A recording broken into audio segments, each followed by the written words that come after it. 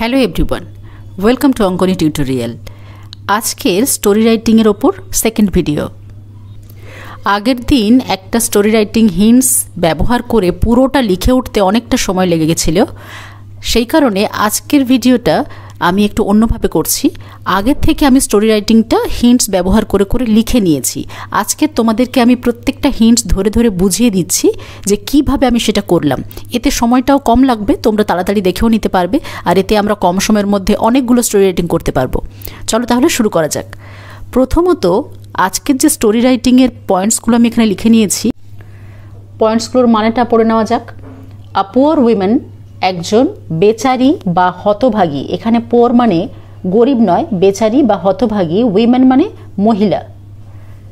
কেম এসেছিল to lord Buddha, lord বুদ্ধার কাছে। বেগস ভিক্ষা করে for his dead son's life, তার মৃত ছেলের জীবনের জন্য। এনি মেডিসিন, যে কোনো ওষুধ। কুড রিভাইভ, পুনরুজ্জীবিত করতে পারে বা পুনরায় বাঁচিয়ে তুলতে পারে হিজ লাইফ, তার জীবন অর্থাৎ ছেলের জীবন। ওয়ান মেডিসিন, একটি ওষুধ। কুড ডু দ্যাট, করতে পারতো সেটা। ব্রিং, আনো। A handful of mustard seed, এক মুঠো সর্ষের বীজ। ফ্রম আ হাউস, একটা বাড়ি থেকে। ডেথ হ্যাড নেভার এন্টার্ড, যে বাড়িতে মৃত্যু কখনো প্রবেশ করেনি। মাদার ওয়ান্ডার্ড, মা এদিক থেকে ওদিক পাগলের মতো ঘুরে বেড়াতে শুরু করলো। ওয়ান্ডার্ড মানে ঘুরে বেড়ানো। ফ্রম ডোর টু ডোর, এক দরজা থেকে আরেক দরজায়। ফেল্ড, ব্যর্থ হয়েছিল। এভরিওয়ান সেড সেম, প্রত্যেকেই একই কথা বলেছিল। Lost everyone's near and deer one, প্রত্যেকেই নিজেদের খুব কাছের মানুষদেরকে হারিয়ে ফেলেছে। Return with a heavy heart, ওই মহিলা ফিরে আসে খুব ভারাক্রান্ত হৃদয় নিয়ে। নো হাউস, কোনো বাড়ি নেই। উইথআউট মানে ছাড়া, ডেথ মৃত্যু ছাড়া। বুদ্ধা কনসোল্ড, তখন লর্ড বুদ্ধা ওনাকে সান্ত্বনা দিয়েছিলেন। কনসোল্ড মানে সান্ত্বনা দিয়েছিলেন। Everyone is sure to die, প্রত্যেকেই নিশ্চিতভাবে মরবে। ডেথ মৃত্যু। ইনএভিটেবল টু অল, প্রত্যেকের জন্যই। ইনএভিটেবল মানে সার্টেন বা নিশ্চিত, অর্থাৎ মৃত্যু সবার জন্য নিশ্চিত। এই স্টোরির পয়েন্টসগুলো পড়ার পর নিশ্চয়ই তোমাদের একটু চেনা চেনা লাগছে, কারণ সামনে মাধ্যমিক পরীক্ষা টেস্ট পেপারের বেশ অনেক পেজে এই স্টোরি রাইটিংয়ের পয়েন্টসগুলো তোমরা হয়তো পেয়ে থাকবে। তাহলে এবার আমরা শুরু করি। ধরে নিলাম যে এই স্টোরি রাইটিংয়ের কি টাইটেল হবে বা নাম হবে সেটা আমরা বুঝতে পারছি না, সেই কারণে আমরা টাইটেলের জায়গাটা ফাঁকা রেখে দিচ্ছি। স্টোরি লেখা কমপ্লিট হয়ে গেলে তখন আমরা এই জায়গাতে ভেবে চিন্তে একটা নাম বসিয়ে দেব গল্পের। আপাতত আমরা যারা একেবারেই স্টোরি রাইটিং নিজের থেকে লিখতে পারি না তাদের জন্য বলবো যে খুব সহজ সরল ভাষায় শুধুমাত্র পয়েন্টসগুলোকে ব্যবহার করে করে কিভাবে লিখবো সেটা আগে শিখে নাও। যখন লিখতে লিখতে অভ্যস্ত হয়ে উঠবে তখন দেখবে একটা সময় অনেক কঠিন কঠিন শব্দ দিয়েও লিখতে পারবে। তবে আগে সহজ সরলভাবে লেখার অভ্যাস করাটা কিন্তু খুবই জরুরি। প্রথমে বলি আ পুয়ার উইমেন, অর্থাৎ একজন বেচারি মহিলা, তাই তো? তাহলে আমরা একদম দাদু ঠাকুমারা যেরকম গল্প বলতেন সেইভাবে শুরু করি যে একদা এক সময় এক বেচারি মহিলা গিয়েছিলেন লর্ড বুদ্ধার কাছে, কাঁদতে কাঁদতে হোক বা যাই হোক। তাহলে কিভাবে শুরু করব দেখো। ওয়ান্স আপন এ টাইম মানে একদা এক সময়। এ পুয়ার উইমেন, একজন বেচারি মহিলা। এসেছিলেন ইংরেজি কি? কামের পাস্ট ফর্ম, কারণ স্টোরি মানেই পাস্ট ফর্মে লিখতে হবে। তাহলে কেম টু, কার কাছে? টু মানে এখানে কাছে, কার কাছে? লর্ড বুদ্ধা।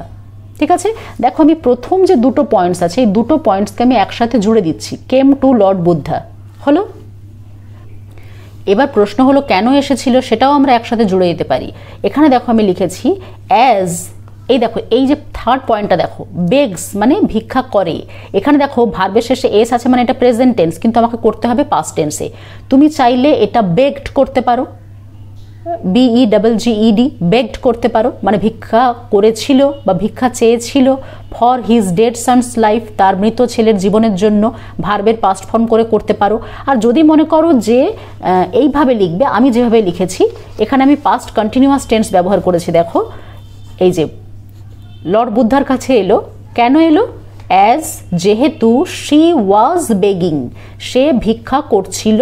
অতীতকালে আমি এটা করেছি, কিন্তু এটা আমি করেছি পাস্ট কন্টিনিউয়াসে, মানে তার ভিক্ষা চাওয়া কাজটা তখন অতীতে চলছিল, সেই জন্য শি ওয়াজ বেগিং করে দিয়েছি, বি ভার্ব বসিয়েছি পাস্ট টেন্সে, তারপরে ভার্বের সঙ্গে আইএনজি। তাহলে শি ওয়াজ বেগিং, সে ভিক্ষা করছিল for his dead sons life, তার মৃত ছেলের জীবনের জন্য।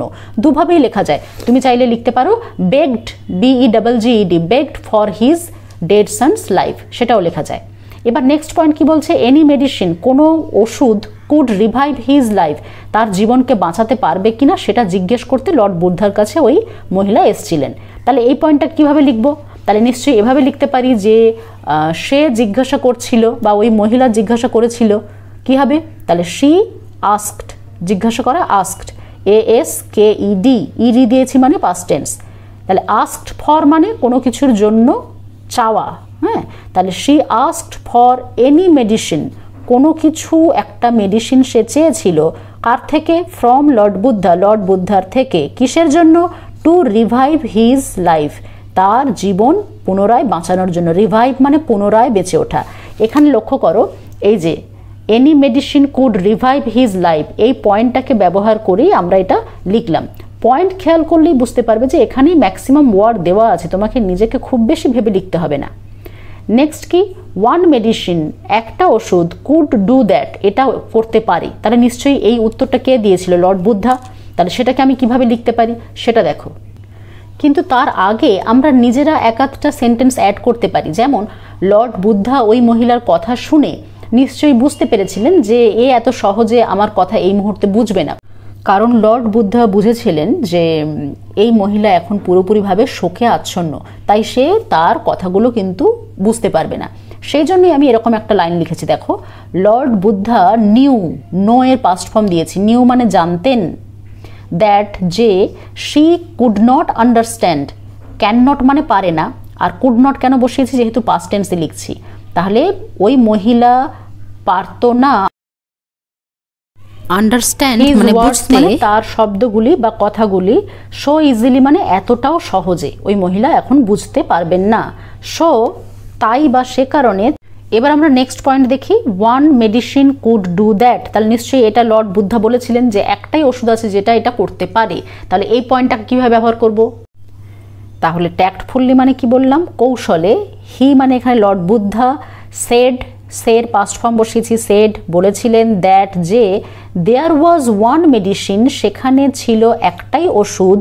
এই ওষুধের পরে হুইচ বসিয়েছি, দেখো WH ওয়ার্ড, হুইচ, হুইচ মানে যেটা, যেটা মানে কাকে নির্দেশ করছে? মেডিসিনকে। এটা হচ্ছে রিলেটিভ ক্লজ বা অ্যাডজেক্টিভ ক্লজ ব্যবহার করা হয়েছে বাক্যের মধ্যে। তাহলে হুইচ যেটা, কুড মানে পারত, ক্যানের পাস্ট ফর্ম, রিস্টোর পুনরায় ফিরিয়ে দিতে বা পুনরায় আবার ভরতে, লাইফ জীবন, to her son's dead body, তার ছেলের মৃত দেহের মধ্যে। রিস্টোর মানে পুনরায় স্টোর করা, রি মানে পুনরায়, ঠিক আছে। বাট কিন্তু শি হ্যাড টু ব্রিং, এই লাইনটা কিভাবে লিখছি, কোন পয়েন্টটাকে ব্যবহার করে লিখছি সেটা দেখো। এখানে লর্ড বুদ্ধা বলেছিলেন মহিলাকে যে ব্রিং, আনো আ handful of mustard seed from a house, একটা বাড়ি থেকে সর্ষের দানা আনবে এক মুঠো, যে বাড়িতে মৃত্যু কখনো প্রবেশ করেনি। এই লাইনটাকে আমরা এবার লিখছি, দেখো, শি হ্যাড টু ব্রিং মানে তাকে আনতেই হতো। এখানে হ্যাড টু মানে জোর দিয়ে বোঝানো হচ্ছে যে তোমাকে এটা আনতেই হবে, তা না হলে হবেই না। তাহলে যেহেতু আমি পাস্ট টেন্সে লিখছি তাই আমি হ্যাড লিখেছি এখানে, আর যদি প্রেজেন্টে করতাম তাহলে শি হ্যাজ টু করতাম। হ্যাঁ, হ্যাজ টু ব্রিং মানে তাকে সে অবশ্যই আনবে, আর যখন হ্যাড টু করছি তার মানে পাস্ট টেন্সে, তাকে অবশ্যই আনতে হতো। ব্রিং মানে আনা। এ হ্যান্ডফুল মানে এক মুঠো, অফ মাস্টার্ড সিড, এটা পুরোটা আমি পয়েন্ট দেখে দেখে বসাচ্ছি। ফ্রম আ হাউস একটা বাড়ি থেকে, যেখানে, যেখানে ইংরেজি হোয়ার, এই যে WH ওয়ার্ডটা ব্যবহার করলাম হাউসের ঠিক পরে, তাহলে এটাও একটা রিলেটিভ ক্লজের অংশ, আর এটাকে বলা হয় রিলেটিভ প্রোনাউন। যে WH ওয়ার্ডগুলো দিয়ে আমি আগের শব্দকে বোঝাই বা নির্দেশ করি, সেই WH ওয়ার্ডটাকে বলা হয় রিলেটিভ প্রোনাউন। তাহলে এখানে হোয়ার হচ্ছে রিলেটিভ প্রোনাউন। হোয়ার মানে যেখানে, যেখানে মানে যেসব বাড়িতে, ডেথ মানে মৃত্যু, হ্যাড নেভার এন্টার্ড কখনো প্রবেশ করেনি। তাহলে পয়েন্টটাকে আমি এইভাবে ব্যবহার করে দিলাম। এইবার আমি নেক্সট পয়েন্টে চলে যাব। নেক্সট পয়েন্ট দেখো কি বলছে, মাদার ওয়ান্ডার্ড, মা এবার এখানে ওখানে ঘুরে বেড়াচ্ছে উদ্দেশ্যহীনভাবে আর কি, ফ্রম ডোর টু ডোর, এক দরজা থেকে আরেক দরজায়। তাহলে এই লাইনটা লেখার আগে আমি আরেকটা কথা এই লাইনের সাথে অ্যাড করে দিতে পারি যে লর্ড বুদ্ধার কথার আভ্যন্তরীণ অর্থ বা ভেতরের অর্থ না বুঝে ওই মা বা ওই মহিলা এক দরজা থেকে আরেক দরজায় ঘুরে বেড়াতে লাগলো এক মুঠো সর্ষের বীজের জন্য। তাহলে কিভাবে লিখবো সেটা? মা পারলেন না, তাহলে কি হবে? দ্য মাদার, ওই মা, যেহেতু আগে ওই মায়ের কথা একবার বলেছি আমি, সে কারণে এখানে দা কথাটা মেনশন করা হয়েছে, কারণ আগে ওই মহিলার কথা অনেকবার বলা হয়েছে, সেই জন্যই আমরা এখানে আর্টিকেল দাটা ব্যবহার করব। তাহলে দ্য মাদার, ওই মা, কুড নট আন্ডারস্ট্যান্ড, বুঝতে পারছিলেন না। এখানে ক্যান নটের পাস্ট ফর্ম ব্যবহার করেছি, যেহেতু স্টোরি রাইটিং করছি, তাই কুড নট আন্ডারস্ট্যান্ড, বুঝতে পারছিলেন না। দ্য ইনার মিনিং মানে আভ্যন্তরীণ অর্থ, ইনার মানে আভ্যন্তরীণ, মিনিং মানে অর্থ, অফ হিজ ওয়ার্ডস মানে তার বাক্যের বা তার কথার, কার কথার? লর্ড বুদ্ধার কথার। অ্যান্ড এবং ওয়ান্ডার্ড, এইখান থেকে আমি পয়েন্টটা আবার তুলে দিয়েছি। দেখো ওয়ান্ডারের শেষে ইডি আছে মানে পাস্ট টেন্স দেওয়াই আছে, তাহলে ওয়ান্ডার্ড থেকে পয়েন্টটা তুলে দেব। ফ্রম ডোর টু ডোর, দরজা থেকে দরজায়, কিসের জন্য? এই অংশটা আবার নিজের থেকে অ্যাড করছি। দেখো এখানে লিখছি টু গেট, টু গেট মানে পেতে, গেট মানে পাওয়া, টু মানে তে, তাহলে পেতে, সাচ মানে এই ধরনের, মাস্টার্ড সিড মানে কি? সর্ষের বীজ, যেরকমটা লর্ড বুদ্ধা চেয়েছিলেন। যেহেতু এই মহিলা ব্যর্থ হয়েছিল তাই আমি এই লাইনটা লিখেছি, বাট কিন্তু শি ফেইল্ড, সে ব্যর্থ হয়েছিল, অ্যাজ যেহেতু। এবার আমি বেশ কিছু লাইন এখানে অ্যাড করছি নিজের মতো করে, যে কোনো বাড়িতে হয়তো কেউ বলেছিল যে আমি আমার হাজব্যান্ড হারিয়েছি, কেউ বলেছে যে আমার ছেলে মারা গেছে, কেউ বলছে আমি আমার বোন হারিয়েছি, কেউ বলেছে আমি আমার মেয়েকে কয়েক মাস আগে মরে যেতে দেখেছি চোখের সামনে। তার মানে প্রত্যেক বাড়িতে কেউ না কেউ মারা গেছে। এই ব্যাপারটাকে আমি কিভাবে লিখছি দেখো, তাহলে অ্যাজ মানে যেহেতু, এই পর্যন্ত লিখলাম। এবার আমি কিরকম লিখেছি? ওয়ান গার্ল সেড, একটি মেয়ে বলেছিল, সেড মানে এখানে দেখো পাস্ট টেন্সে লিখেছি বলেছিল। এবার সেই মেয়ের পুরো কথাটাকে আমি কোটেশনের মধ্যে রেখে দিয়েছি, ঠিক আছে? তাতে আমাকে আর এটাকে পাস্ট টেন্সে করতে হয়নি, এটাকে আমি কোটেশনের মধ্যে যখন রাখবো কারোর নিজের উক্তি, তখন সেটা আমি প্রেজেন্টেও লিখতে পারি। তাহলে ওই মেয়েটি কি বলেছে? আই হ্যাভ লস্ট, আমি হারিয়ে ফেলেছি, বোথ অফ মাই প্যারেন্টস, আমার বাবা মা উভয়কেই, বোথ মানে উভয়কেই। এটা একটা বাড়ির মেয়ে বলেছে ওই মহিলাকে। যখন মহিলা অন্য এক বাড়িতে গেল সেখানে অ্যানাদার সেড, অন্য আরেকজন বলেছিল, কি বলেছিল? মাই সান ড্রাউন্ড, ড্রাউন্ড মানে ডুবে গিয়েছিল। এখানে দেখো ইডি দেওয়া আছে মানে পাস্ট টেন্স, অর্থাৎ ওই মহিলা নিজেই পাস্ট টেন্সে এই কথাটা বলেছে, আমার ছেলে ডুবে গিয়েছিল ইন দ্য রিভার, নদীতে। সে এইরকম একটা দুঃখের কথা বলল। নেক্সট বলছে ওয়ান ম্যান সেড, আরেকজন মানুষ বলেছিল বা আরেকজন লোক বলেছিল, আই লস্ট, আমি হারিয়ে ফেলেছিলাম, মাই ওয়াইফ, আমার স্ত্রীকে, অন, এই ওপরের দাটা লেখা আছে, এটা আমি তাড়াহুড়োতে দাটা লিখতে ভুলে গেছিলাম, পরে এখানে অ্যাড করেছি, অন দ্য লাস্ট সানডে মানে গত রবিবারই আমি আমার স্ত্রীকে হারিয়ে ফেলেছি। তাহলে প্রত্যেক বাড়ি থেকে প্রত্যেকেই বলল যে তারা কেউ না কেউ তাদের নিজেদের কোনো না কোনো আপনজনকে তারা হারিয়েছে। এই সব কথা শোনার পরে এবার মহিলা ভারাক্রান্ত হৃদয়ে লর্ড বুদ্ধার কাছে ফিরে আসছিলেন। এখানে দেখো কিভাবে লিখেছি, বিইং ফেলিওর, বিইং মানে হয়ে, এটা একটা জিরান্ড, বিইং ফেলিওর মানে ব্যর্থ হয়ে, শি মানে মহিলা, রিটার্নড, রিটার্নের পাস্ট ফর্ম ইউজ করেছি, রিটার্নড ফিরে এসেছিল, টু লর্ড বুদ্ধা, লর্ড বুদ্ধার কাছে, উইথ আ হেভি হার্ট, দেখো এটা পয়েন্টে দেওয়া রয়েছে, উইথ আ হেভি হার্ট মানে ভারী হৃদয় নিয়ে। তার আগে একবার পয়েন্টটা দেখে নাও, এই যেখানে লেখা আছে return with a heavy heart, ভারী হৃদয় নিয়ে ফিরে এলো। তাহলে এই বাক্যটা কি, আমি রিটার্ন দেখো ভার্ব, তার সঙ্গে ইডি যোগ করে পাস্ট টেন্স করে দিয়েছি, returned with a heavy heart. কে ফিরে এসেছিল? মহিলা। এই ভার্বের আগে শুধু সিটা বসিয়ে দাও তাহলেই হয়ে যাবে। আর তার পরের পয়েন্টটা দেখো, নো হাউস, কোনো বাড়ি নেই, উইথাউট ডেথ, মৃত্যু ছাড়া। এই কথাটা এসে কে বলেছিল? তাহলে ওই মহিলা এসে লর্ড বুদ্ধাকে বলেছিল। সেই পয়েন্টটা অ্যাড করার আগে আমি একটু অন্যভাবে এখানে লিখেছি দেখো, তাহলে সে হেভি হার্ট নিয়ে ফিরে এসেছিল, অ্যাজ মানে যেহেতু, শি হ্যাড নট ফাউন্ড, সে খুঁজে পাচ্ছিল না, অর্থাৎ সে তখনও খুঁজে পায়নি, হ্যাড বসিয়েছি আর ফাউন্ডের অর্থাৎ ফাইন্ডের থার্ড ফর্ম বসিয়েছি মানে এটা আমি পাস্ট পারফেক্টে করেছি। তখনও পর্যন্ত সে খুঁজে পায়নি এনিওয়ে কোনো পথ টু রিস্টোর পুনরায় জমা করতে বা পুনরায় ভর্তি করতে কি লাইফ জীবন বা প্রাণ in his dead sons body তার মৃত ছেলের দেহে। তখনও পর্যন্ত সে এমন কোনো পথ খুঁজে পায়নি যাতে সে পুনরায় রিস্টোর করতে পারে প্রাণটাকে তার মৃত ছেলের ডেড বডিতে। এই অংশটা আমি নিজে অ্যাড করলাম।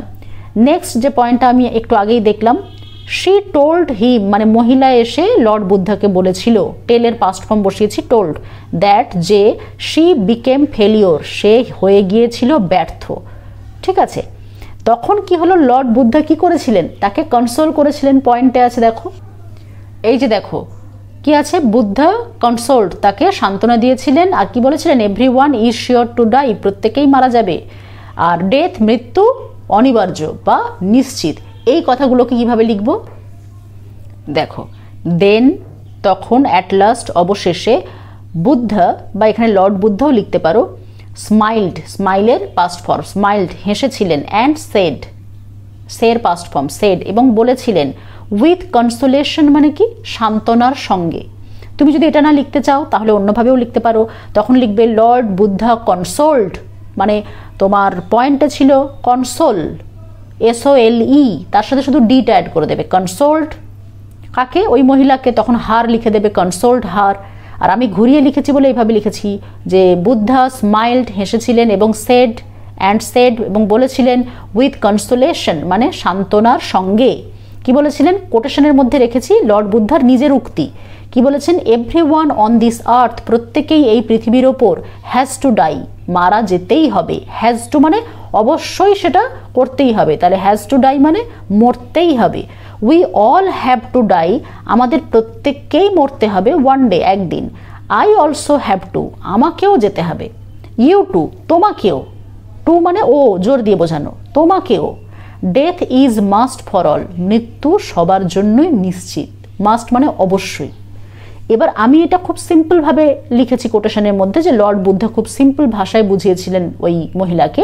তুমি চাইলে পুরোপুরি পয়েন্টটাকেও কপি করতে পারো, অর্থাৎ যদি তুমি পয়েন্টটাকে হুবহু কপি করতে চাও তাহলে কোটেশনের মধ্যে লর্ড বুদ্ধা এইখান থেকে এই অংশটা পুরোটা বলেছেন বলে কোটেশনের মধ্যে পুরোটা রেখে দিতে পারো।